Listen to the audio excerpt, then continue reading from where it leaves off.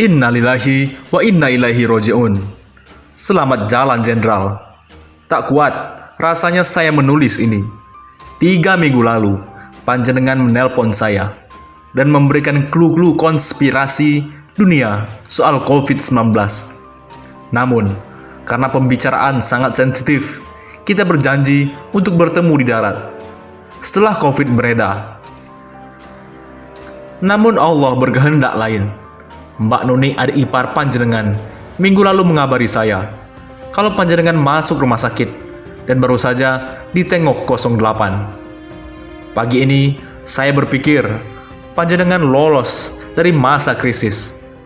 Mbak Nuni kembali memberikan kabar panjenengan sampun tidak ke hadapan ilahi pukul 6.30 waktu Indonesia Barat tadi 10 Mei 2020. Pak Jenderal, Anda sebagai Ketua BPN, Badan Pemenangan Nasional Prabowo Sandi, memang tidak bisa mengantarkan Pak Prabowo ke istana. Namun, panjenengan berhasil mengantar Pak Prabowo dicintai mayoritas rakyat Indonesia. Jenderal, meski ragamu telah pergi, namun semangatmu mencintai Indonesia lebih dari jenderal manapun menjadi catatan saya pribadi. Dan suatu saat akan saya ceritakan pada dunia bahwa Indonesia punya jenderal yang rendah hati, idealis, dan mencintai negara lebih dari nyawanya. Selamat jalan, Jenderal. Semoga anak saya kelak akan meneruskan cita-citamu yang masih menggantung. Inilah cerita bangganya Prabowo ke Joko Santoso dan julukan Jenderal Tempur. Juru bicara Menteri Pertahanan Prabowo Subianto, Dhanil Anzar, turut berduka cita atas meninggalnya mantan Panglima TNI Joko Santoso. Dhanil mengatakan, almarhum dikenal sebagai sosok yang loyal dan sangat dipercaya oleh Prabowo. Pak Joksan, begitu saya biasa panggil beliau. Pak Joksan, tipe jenderal tempur. Saya beruntung pernah kenal dan bekerja selama 1 tahun semasa kampanye bersama beliau. Pak Joksan adalah seorang yang dikenal sangat loyal kepada sahabat, dan Pak Prabowo sangat percaya dengan beliau. Tulis Dhanil melalui akun Twitternya @DhanilAnzar. Dhanil mengatakan, Joksan merupakan salah satu sahabat Prabowo, ketua umum Partai Gerindra itu, kata dia. Bahkan kerap membangga-banggakan pria yang juga pernah menjadi ketua Badan Pemenangan Nasional Prabowo Sandiaga pada Pilpres 2019 tersebut. Pak Joksan adalah salah satu sahabat Pak Prabowo yang paling sering dibanggakan beliau. Mengapa? Karena sejak awal, Pak Joksan selalu bersama Pak Prabowo Subianto.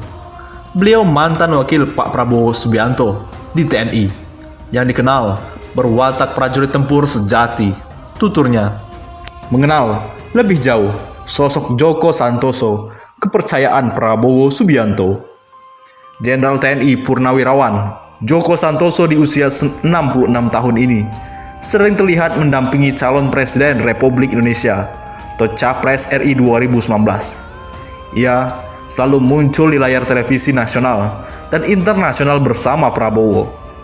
Dalam tim pemenangan pasangan calon presiden dan calon wakil presiden Prabowo Subianto Sandiaga Uno, ia dipercaya menjadi ketua. Joko Santoso lahir di Surakarta 8 September 1952 dan dulunya merupakan salah seorang prajurit Prabowo. Tahun 2014 lalu, sosok Joko Santoso juga mendukung rekan lamanya, Prabowo Subianto. Kala itu Prabowo maju dalam pemilihan presiden Pilpres 2014, berpasangan dengan Hatta Rajasa sebagai calon wakil presidennya. Joko Santoso lulus Akademi Militer Indonesia pada tahun 1975 dan setelah itu mengikuti berbagai pelatihan dan pendidikan militer. Pada tanggal 28 Desember 2007, ia dilantik Presiden Susilo Bambang Yudhoyono menggantikan Ryamiza Ryakudus sebagai Panglima Tentara Nasional Indonesia. Tahun 2007 itu, SBY baru 3 tahun menjabat presiden di periode pertamanya, 2004-2009. Berarti muncul pertanyaan, mengapa Ryamiza Ryakudus sebagai Panglima diganti di pertengahan jalan? Gus Dur Kiai Haji Abdurrahman Wahid, mantan Presiden RI, pernah mengatakan ada permasalahan antara SBY dengan Ria Mizar. Tetapi tentang apa?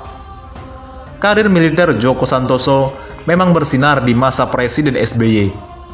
Di masa pemerintahan SBY pertama 2004-2009, sejak 18 April 2005 hingga 28 Desember 2007, ia diberi kepercayaan menjadi Kepala Staf Angkatan Darat atau KSAD RI.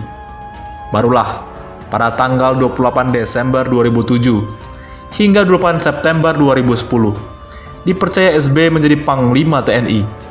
Berarti di masa jabatan kedua SBY sebagai Presiden 2009 hingga 2014, Joko Santoso bergabung di dalam pemerintahan SBY meski hanya hingga 2010.